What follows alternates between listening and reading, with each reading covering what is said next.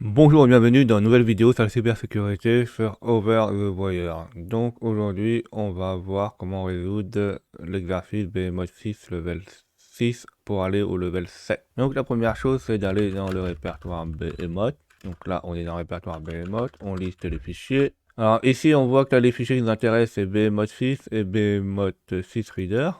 Alors, quelque chose d'intéressant, c'est qu'on voit qu'il n'y a que BMod 6 qui est Feature ID et on a un BMod 6 Reader là qui n'est pas Feature ID. Et donc ils doivent avoir des comportements un peu différents. Donc la première chose qu'on fait, c'est qu'on va exécuter BMod Reader et on va voir que ça donne. Donc BMod Reader 6. Quand on l'exécute, il essaye d'ouvrir un fichier qui s'appelle shellcode.txt. Donc là, on le fera dans notre répertoire, parce que ici, dans le répertoire BMod, on n'a pas le droit d'écrire des fichiers. On va faire la même chose avec BMod 6. Et là aussi, incorrect output. Donc, ils doivent attendre une... Donc là, on va créer notre propre répertoire. Donc, on va créer notre répertoire test 9999 dans TMP. On va dans TMP test.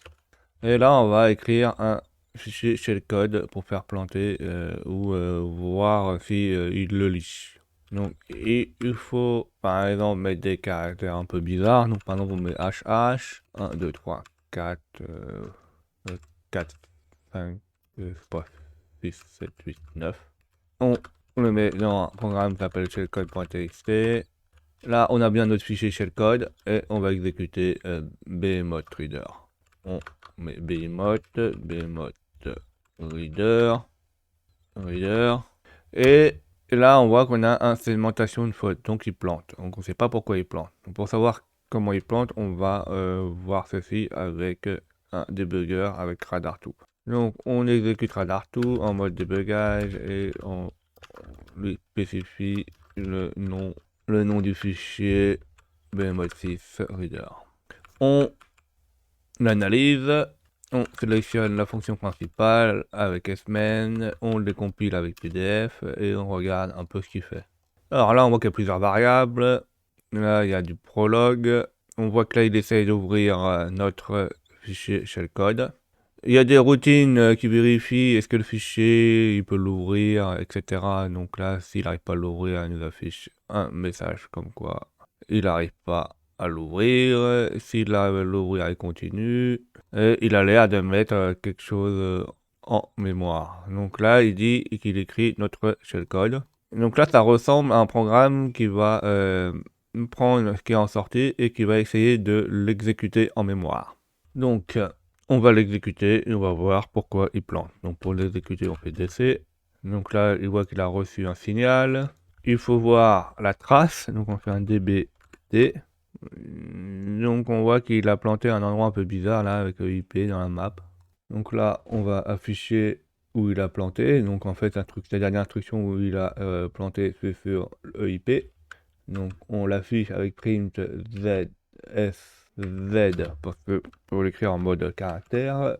Comme c'est une adresse, on fait arrobage et là on fait EIP. Alors des fois il crache en dehors de où on a mis le shellcode. Alors si ça nous fait ça, on peut encore l'exécuter. On regarde dedans, on fait EIP et là on voit où il a craché. Là, on voit qu'il a craché 1, 2, 3, 4, 5, 6, 7, 8, 9. Donc, il a bien essayé d'exécuter notre shellcode et ça n'a pas fonctionné.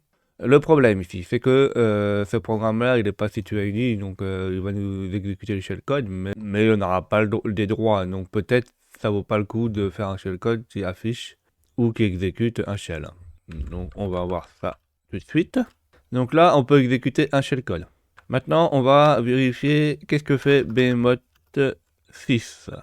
Donc exécutons-le comme ça pour voir le comportement. Et là on voit qu'on a une segmentation coordonped alors que tout à l'heure on n'avait rien.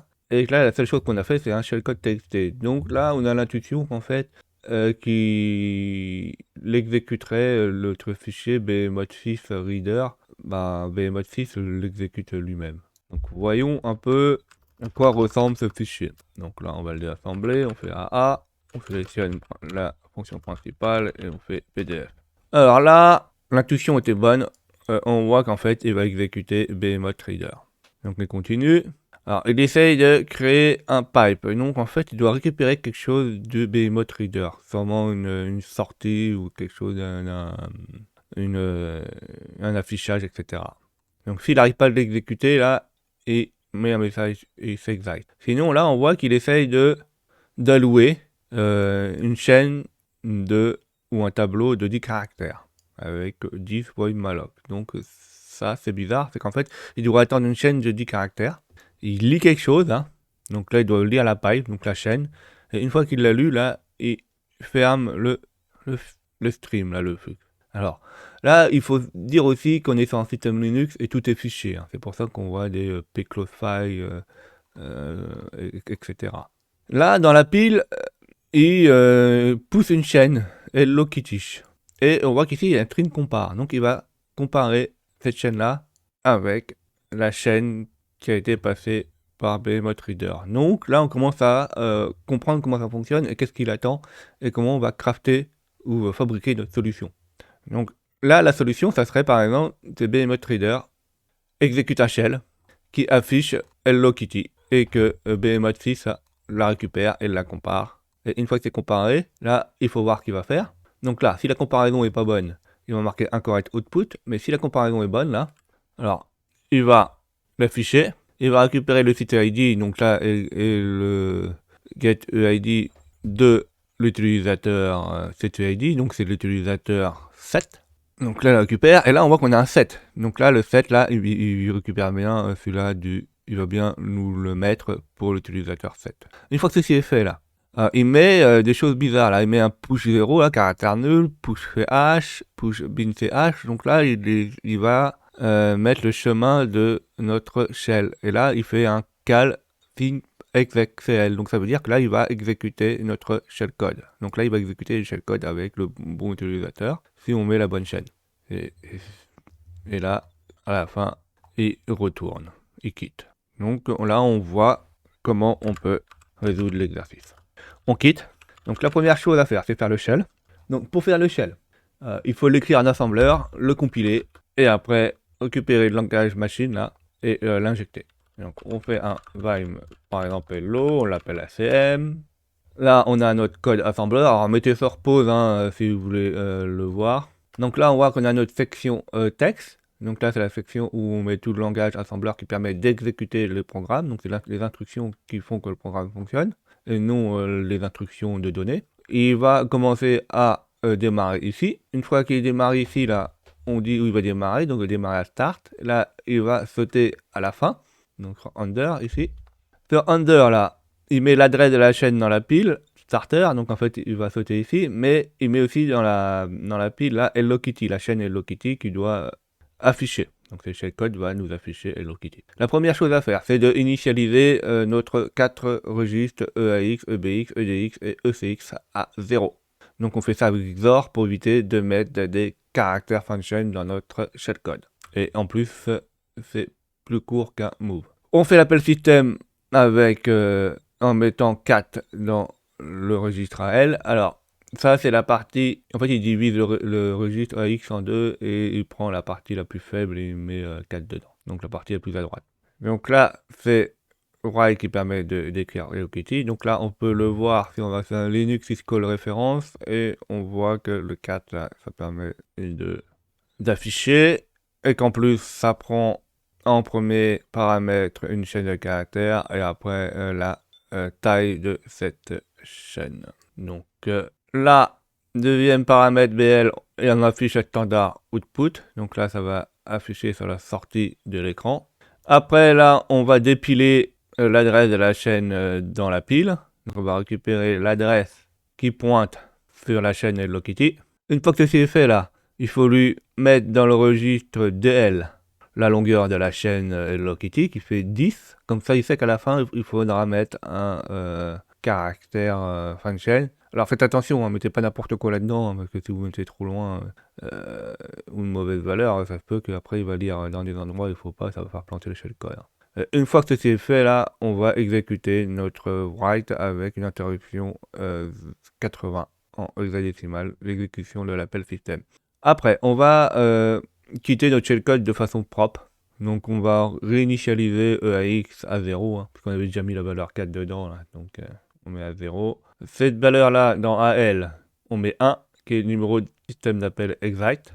Donc si on voit excite, là, on voit que c'est 1. Et que dedans, on lui met l'erreur du code. Donc l'erreur de code se met dans EBX. Donc là, on met EBX à 0. Alors, donc là, on va faire excite 0, comme quoi le programme s'est bien exécuté. Et on exécute no excite avec l'interruption 80. Donc là, on a tous nos programmes là, assembleurs, normalement, devraient fonctionner.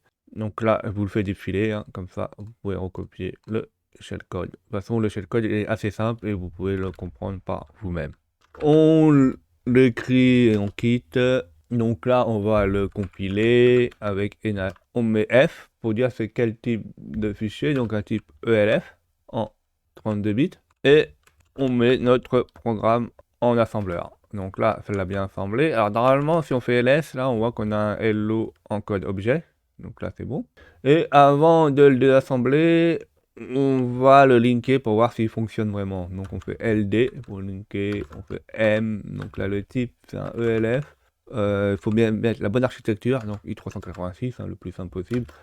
Donc en S, output, donc là, on veut que le programme à la fin s'appelle hello et notre programme objet, il est au haut.